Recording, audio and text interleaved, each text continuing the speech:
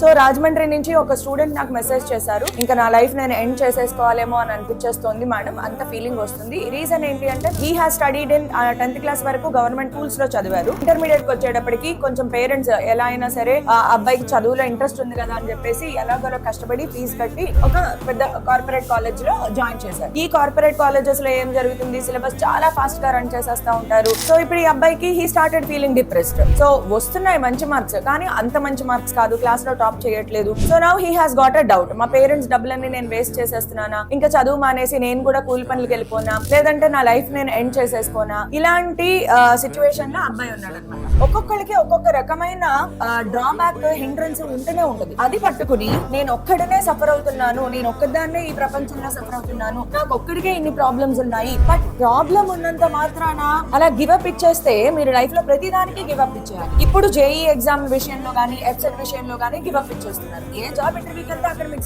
Select అయిపోతారా? అలా జరిగితే ప్రపంచంలో అందరికీ ఉద్యోగాలు వచ్చేయాలి, అందరూ వెల్ సెటిల్డ్ ఉండాలి కదా. సో అన్నిట్లోనూ అన్ని బాగా జరగవమ్మా. వీటన్నిటిని తట్టుకోవాలి అంటే ఫెయిల్యూర్స్ ని టాకిల్ చేయడం నేర్చుకోవాలి.